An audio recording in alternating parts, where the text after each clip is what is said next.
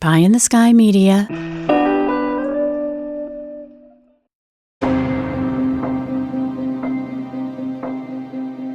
3, 2, 1. Welcome back, Criminal Mischief Nation, to another bonus episode, albeit a couple days late, of Criminal Mischief with Carolyn and Branden. I'm co-host Branden and producer of the mothership, Criminal Mischief, but joined as always, the great Carolyn Osorio. Hello, Carolyn. How are you? I'm doing fabulous. All right. Yeah. Good deal. It was great to see you over the weekend. And you know what? It was. We had a whirlwind. Yeah, successful trip. It was a great listening event. Carol was the architect of a 2-hour listening event. Did you just call me Carol? Carolyn was the architect of the listening event. I said Carolyn, and it was terrific. We had a full room. About 150 people showed up. Nice hotel along the Columbia River, Vancouver, Washington. And gave a brief, like 5-10 minute overview of the show. We had a wonderful local TV personality named Dan Tilkin, who was the moderator, and he was great, really polished. Nice panel, two names that you'd recognize if you listened to Stolen Voices of Dole Valley. We had Star Laura, who was the sister of victim Jamie Grissom, and we had Norma Jean Countryman, who survived attacked by a serial killer by chewing through her bindings. And Carolyn and I were up there, and then we had the true crime celebrity Paul Holes, one of the people who was kind of materially responsible for the identification and apprehension of the Golden State Killer. So it was a powerhouse panel. Powerhouse. Yeah. Powerhouse panel. And it was great, and we were able to share some breaking news, because the day prior to the panel, Carolyn and I sat down with the cold case team of the Clark County Sheriff's Department, and I will let Carolyn fill you all in on the latest news. Well, it was really exciting because we had some confirmation about Matt McClure, the witness that we had discovered through the research of the show. And Brandon and I had gone to try to find him, couldn't find him. And we told them, like, hey, you got to find Matt McClure. And they found him after 50 plus years. Yeah, it was a 3-day stakeout, of a supermarket that he allegedly frequented. Mm-hmm. And on the third day, he walked in, and this old cop just went right up to him and said, "Hey, Matt." Matt's like, "Hey, dude, what's going on?" Mm-hmm. He goes, "Let's have a cup of coffee." He had no idea about any of this. He goes, "I'd like to buy you a cup of coffee. We'll sit down and talk." He's like, "Okay." Said he was a cop. I don't think he was exactly like that. Yeah, just like that. What he was when he found out that it was talking to a cop.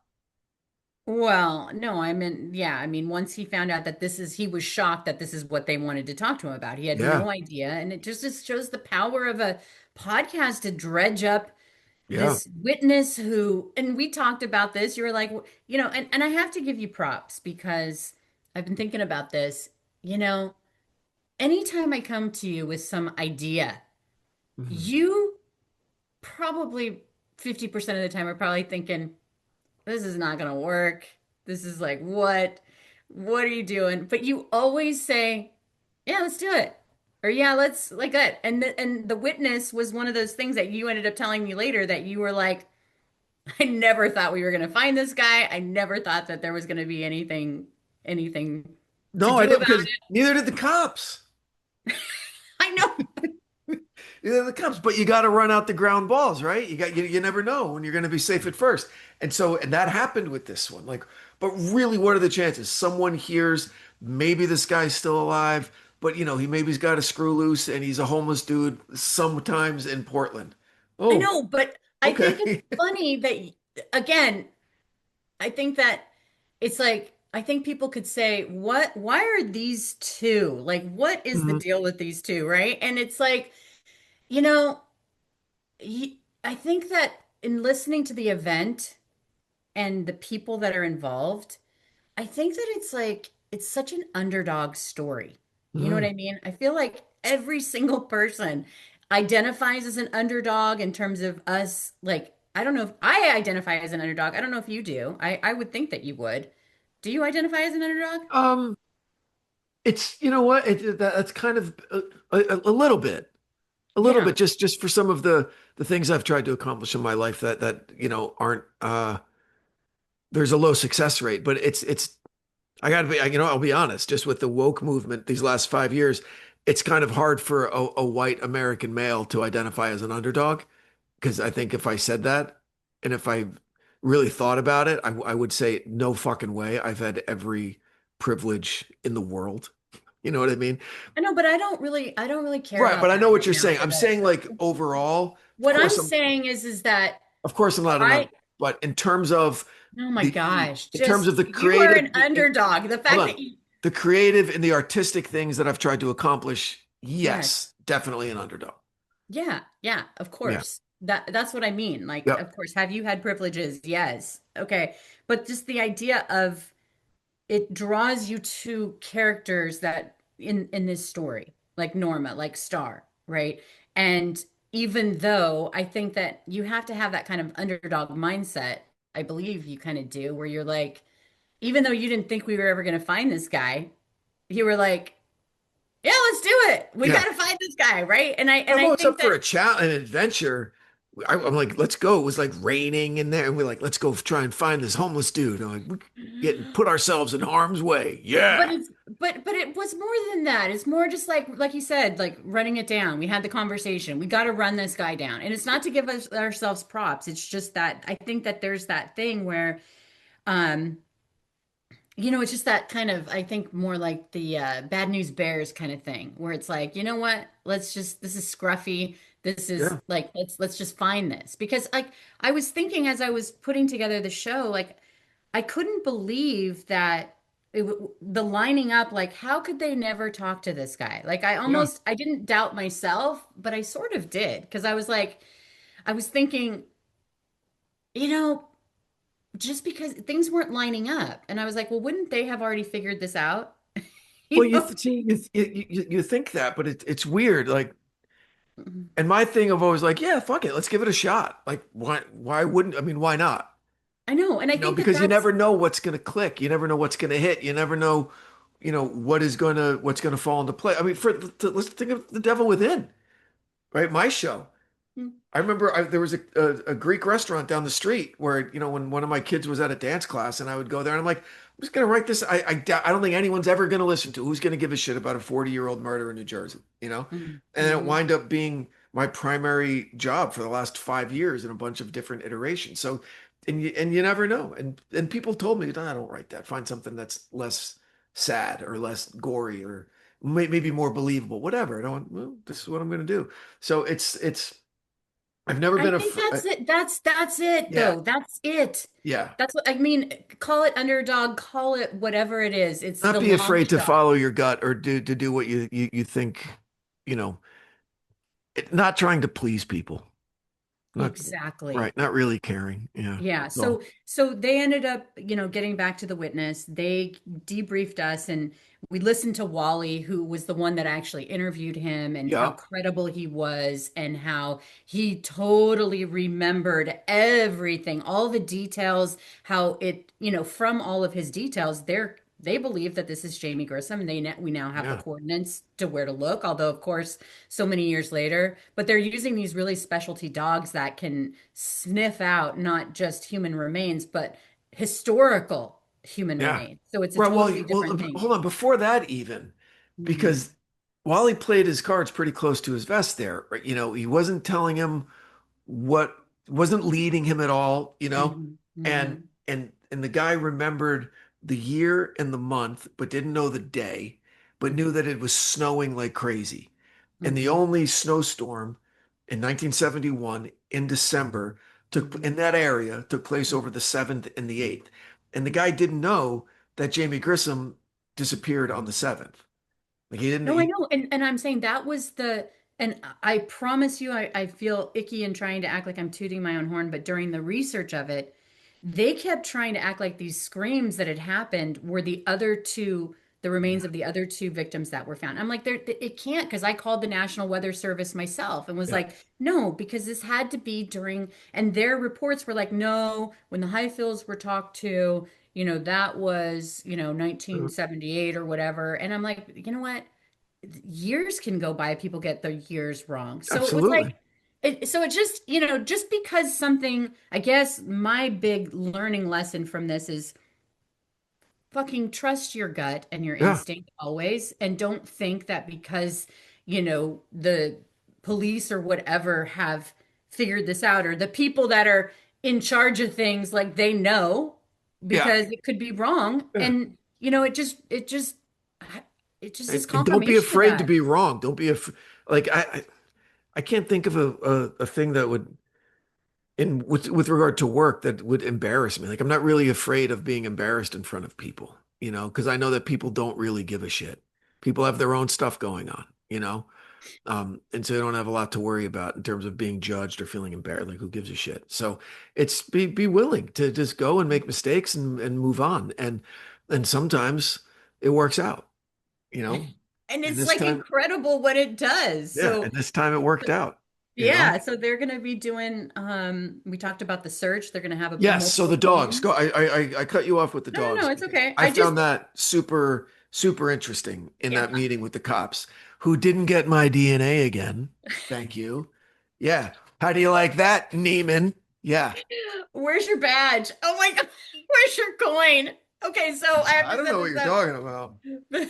Brandon got a badge, a I coin. think what you mean is I was deputized. Oh my gosh. I asked him, I said, Carolyn, settle an argument. I think you deputized us yesterday in the office, and and Carolyn thinks that you didn't. And he goes, I'm not going to even answer you. I'm not even going to answer you. I went, all right. So You know you're what? not saying no. He You've goes, got a Branden, please. He goes, you've got Branden, a please. special little thing with him.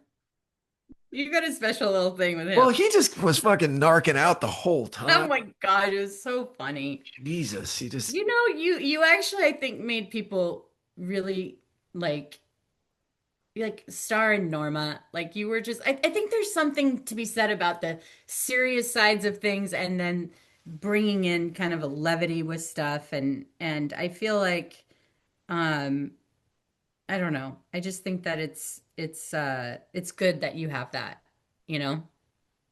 yeah, it's a shield against melancholy and depression. I know, you know what though? I've actually felt like I've thought about this, like, is it too much sometimes? Like I Yeah. feel that for Oh, you. yeah. Like is it too much? Like where I'm like, Sometimes. am I pushing him too hard to into No, this? oh no. That's never too much. I think sometimes I overdo it with comedy in really awful situations, just because I would rather laugh than and coming from that police meeting, like for example, Yeah. I love that my memories are me calling a cop a narc I know. And and I think it pretending that I was deputized rather than learning that there are dogs that can sniff out centuries old bones to try and find murder victims. Like that's not a cool memory for me to carry around in my life. I I'd rather know. have the laughter memories. No, I know. I know. And so I think anyway, I just think that it brought, because it gets so heavy sometimes, and Yeah. I just feel like anyway, it was great to for I have met Norma in person, but you hadn't met her in person, or Star. Yeah. And you were just like, that picture I took of you and Star was Oh, that was great. just just it's just a culmination of like the humanness of Yeah. everything, you And know? when I got to the airport, Yeah. my driver dropped me off on like the inner lane, so I had to cross like 6 lanes to get into the terminal. And Mhm. uh and I got my headphones in and I'm just, looking listening to Biggie and I someone honks, I look and it's Norma. Hi Brandon, safe Oh, trip. Yeah, oh, like that's going back to awesome. Hawaii from a driving rainstorm. Um Oh. yeah, so it was nice to see her. I mean, one of the things too, like skipping ahead from the sheriffs, because there were other stuff that we talked about on the panel, but the thing that really got me was like, did you feel the anger of the women that were in the audience about Norma's story, and Yeah. about, like, I mean, it was palpable. Yeah, it was really it was hearing the words from the victim's mouth and That's Norma. and she I don't think it's rehearsed at all. I don't think she does it for effect. I don't think she's that calculating in her Hmm. retelling. And maybe I'm wrong. Maybe I'm wrong because she Hmm. comes off as completely genuine and 1,000% authentic. But the way that she excuse me, the way that she tells it, it's the horrific nature of it is already maxed out. It's at a 10. Like Hmm. you're as angry as you think you could be about how one human being could treat another. Um, but then she tells you an assault almost as bad when the cop doesn't believe her story. And because of that, more women die. Then your anger and disbelief goes to a place that you didn't know existed beforehand. And we watched that happen in real time with the audience, Hmm. and Well, and hearing it from her. yeah. Yeah, and I think that like people who had listened to the podcast were pissed and Yeah, they were like you I just felt it so strongly. And I was actually talking to my husband, he watched it live stream through the live stream, and he goes, Norma seemed a lot more angry than in the podcast. And I said, I based on my conversations with Norma and Star, I think that they both had a similar reaction of like it's almost like re-traumatizing to hear it again for them, but then also to get information they never had. yeah, And then the stuff with her daughter about how what happened to her daughter and her being so overprotective of her daughter and really kind of sinking in about how she tried to do everything she could to make sure something like this didn't happen to her daughter. And yeah, then her daughter was horrifically assaulted, you know? And so it's like, I think that there is that thing that happens where the anger, I mean, yeah. it was like, and rightly so, And she'd you also been know? marinating in it for like Yeah. 24 or 48 hours by the time it started. So everything was so fresh. She'd just come off of an interview in the lobby of the hotel where she told the same thing. And, you know, I it's just think something. that, Yeah. like, I think that, like, that's just a byproduct. I mean, it made me actually, I'm not going to say happy, but it made me feel like people are caring, people are wanting to, you know, I don't know. I was happy with that reaction because I just feel like when people care, things happen, Yeah. you Yeah. know? Yeah. So Yeah. then finding out that the FBI, that was a huge, huge thing. And I didn't want to bring this up in the talking to the police, but like, remember episode 2, we spent quite a bit of time talking about the FBI and how if they would have been brought into the Right. case, Right. They didn't give a shit. It we was just a girl. So the big news, and again, it was Neiman the narc who was so happy that he was like, FBI, they opened up a case. They gave us a case number. hmm. The FBI is officially involved in a serial murder case, Hmm. really, with a lot of other stuff stacked on top of it, but because of the podcast. And they're going to test all that stuff. They're going to test Yep, all the those hairs. They're sweepings, going to, all of that. And they work with and Othram, be, which yeah. employs Paul Holes right now. So that's another connection to Hmm. Paul Holes. Hmm. So But like they'll probably do a whole new profile on him because yeah, they believe that he has victims in 4 other states. yeah, So, I mean, having the FBI's involvement on this, the experts, I mean, it's just really exciting.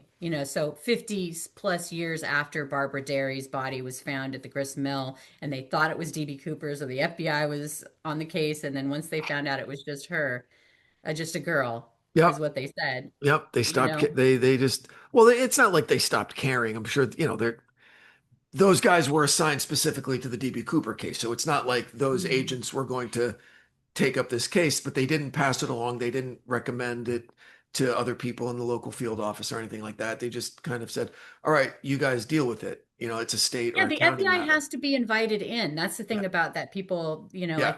whenever I've interviewed these FBI guys or girls or women, they're like, you know, the local agency has to invite us in unless it's our jurisdiction. We just Right. can't go take other people's cases. Right. And this is what the Clark County Sheriff's Office is doing. They're inviting them in. And they said And yes. so they said yes. So that's really freaking exciting. Super exciting. So a lot of good stuff going on. And then the last thing, or not the last thing, but the main thing is that because of the interview with Matt McClure. They found Matt McClure. Matt corroborated and was considered an extremely credible witness, according to the veteran detective that questioned him. Hmm. They've got a location. He remembered the location very, very specifically where he was. Uh, and they're going up there with those specially trained dogs that can find historical remains. Hmm. Um, and you were invited to go, Yeah. The only media person. I'm pretty excited about which it. is great. And that conversation in the police station, that's another thing that I'm glad was replaced with jokes. Uh, how to look for a body, Hmm? heads roll downhill, and if you find a fucking human head, you got to go up. I'm like, come on, what are you talking about? Well, I Jesus mean, you Christ. have to, I mean, that, see, to me, Yes, it's that doesn't, logical, but you really want to. I know, but that's how they're going to find her. I know. I'm just I saying, I know. didn't need that Mhm. living in my brain. But how does that, Okay. I don't under, okay, just riddle me this. How does that make you sad? What is it about All that right, there particular was a thing? terrible movie in the mid 90s Hmm. with John Travolta. So it's after Pulp Fiction when he had that career resurgence and he did like 30 movies in 5 years. It was with John Travolta and What was that Christian. one that he did for like Scientology where he was like Oh no, a space Battlefield guy? Earth. No, fuck that. Okay. That's a 900-page doorstop of a book they tried to make it into a 2 hour movie. But no, so the movie, John Travolta, Christian Slater, it's called Broken Arrow. I think I saw that. And it's basically just about an Air Force jet that is sabotaged so it loses a nuclear weapon somewhere Hmm. like in the woods. And they think it's an accident, but actually Travolta's the bad guy because he wants to steal it, and Slater's the good guy, blah, blah, blah. And there's a line in the movie Hmm. where a lost nuclear weapon is called a broken arrow. We've got a broken arrow. And Hmm. Slater has a line, I'm paraphrasing, he goes, I don't know what's worse, that there's a missing nuclear weapon or that it happens often enough that there's a name for when it happens. All right. Hmm. That's kind of how I feel when I hear something, these investigative efforts. I know that terrible things happen. I know that murders happen. I know that people are dumped in the woods. It just, when you hear the procedures for how you would find remains, that just drives it home a little too. Like, yeah, I understand it intellectually that it happens, but then that becomes more of an emotional hit where it's like you find the head of a dead person that has been separated from the body because of decomposition or because of animals, eating it, whatever, and that the remains are going to be all spread out, and you got to look uphill from where you find the head because the head's rolled downhill. It's just a lot. That's all. It's just a lot. A peek into the darkness of the human condition that was just a lot for me for a Sunday. That's all. Hmm. Yeah. No, I mean, I think it's interesting how different things impact different people. We've Yeah. talked about this. And Yeah. and and I'm just happy they're doing it. Yeah. I just want them because I think of, and we talked about this, I just think what that's going to mean to the star. Like, I don't get caught up in what you got caught up in that moment. There's Yeah. other Yeah. things that I get caught up in. Yeah. But like for me, it's like, gosh, it just seems like this is what we wanted. Of course. Look, Like, what it means for Star, what it means for the Clark County Sheriff's Department, what it means for what the purpose for Warren Forrest. Like, fuck mhm, you, Warren. Got another mhm. one, baby, Well, now with this witness, I mean, they could potentially, if the witness described what Jamie was wearing that day, we don't know. They won't tell us. They Right. won't tell us. Right. They're holding back these things. I don't know why. It's like, why can't you just tell us? Well, I they don't. said why. Why? I Neiman didn't hear. said why. Neiman said that there are rules within the state about sharing aspects of an active investigation with the media, that there's not that they can't, but there are certain steps of protocol that they have to do first. They have to You know what's satisfy funny? these steps first. I just And tune and they all. didn't hold on, and they didn't realize that till the day before. They were planning on telling us everything until Mhm, the day before. And mhm, Neiman, that little Ponzi schoolboy there, had his little checklist of shit. Nope, can't say mhm. that. I'd stay away from that. I wouldn't talk about the prosecutor's case. I'm like, dude, I know You're it's funny ruining because it. I don't even listen. Like I just want what I want, and it's like if I get a no, my brain is thinking, how can I get around Turn it this? into a Like, yes. Yeah. Yeah. yes. No, not when you got Neiman at the end of the table there. No, no, but Yeah. it was great that you brought in that levity and because it is really intense Well, they're and good guys, and yeah, and they both have of the shared. times, all the time I've spent with them, probably a couple hours over 2 visits. I said the same thing, leaving that conference room that I said, last November, leaving the police station. I said, those are the kind of cops that you sleep better knowing that those kind of men are out there, doing Mhm. that kind And of stuff. women and Well, women. not with there weren't any women officers in the room, but Oh, yes, okay. women who share that same kind of creed and that same,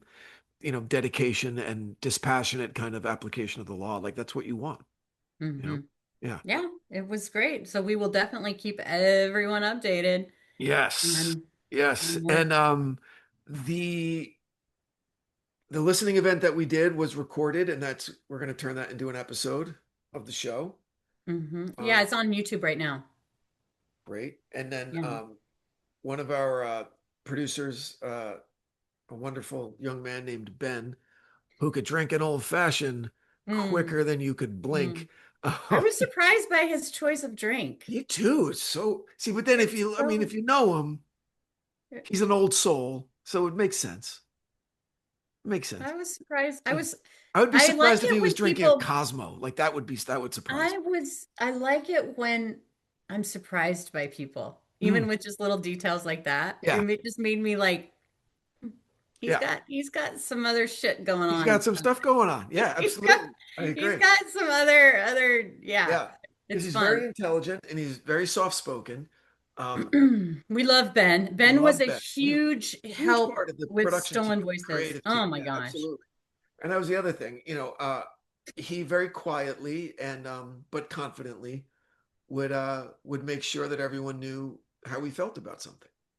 Hmm. Not in a loud, crazy way, not in an argumentative way, just, well thought out, well reasoned. In every writer's room that I've been in, those are the people that get their ideas into scripts. They don't just come in and say, well, how about this? And how about this? They're like, here's the idea, but here's why. And they Yeah, reference you back know to why different that is story plot effective points. Yeah. is because it's not bluster. He No. actually cares Yeah. and he Yeah. can back it up. Yeah. And those are the people that you want to listen to. Yep. You don't want to listen to the people who have like a million things and then they can't back it up as to why and just I don't think he ever starts anything with like I feel No. like, No, no, no. Oh I God. mean it's No, yeah. I mean he does feel, I but would check him anyway. for a fever if he started his pitch like that. Do you need an old fashioned? He was like, I heard this place is famous for its old fashions. The hotel's 10 minutes old. How could they be famous for anything? Did he actually say that? Yeah, he said this hotel is really known for its old fashions. So I think I'll try one of those. Yeah, dude. Go for it. Yeah. So, yeah. Well, look, Oh. it was a great weekend. I was really happy and honored to be a part of it and just to really be on stage, sit next to Norma and to star. That was really powerful and just to meet them and to get Norma's kind of vibe in person was great. And just all in all, had a great time. Great time. So and like I said, we will convert that into an episode. Oh, that's why I went on the Ben tangent. He recorded all of it and he's going to edit it down and make it a really kind of snappy podcast episode for us. So that should be great. We'll have that, I don't know, a couple weeks, but Yep. that's it. In the meantime, and meeting the Murder in the Rain hosts was awesome. So that was part 2 that you heard, part 2 of their 2-part series on Stolen Voices. And so check out Murder in the Rain. It's a great podcast. Yeah. It's a great podcast. Definitely. They really know what they're doing up there. It was nice to meet her as well. Ashley's her name, right? Ashley and Josh. Ashley and Josh. Terrific. Yes. Terrific. All right. Anything you want to add, Carolyn? Nope, we're good. Terrific. Well, thank you again, everybody, for listening and for hanging out with us over these last couple of weeks with some new approach to our content, a collab with Murder in the Rain, which we were happy to do. We hope we do some more collabs with other bigger true crime shows. And and stay tuned for any new developments. And if you haven't listened, go check out Stolen Voices of Dole Valley, because it's a very comprehensive, exciting, often heartbreaking and frustrating look at a serial killer that you've never heard of. So check it out. Check it out. Until next time, stay safe. See you then. Bye. From Pie in the Sky Media, Criminal Mischief is an EVO production, recorded live in the beautiful Pacific Northwest. We're produced by Brandon Morgan and myself, music by Soundstripe. For EVO Creative, I'm Carolyn Osorio, your writer and host.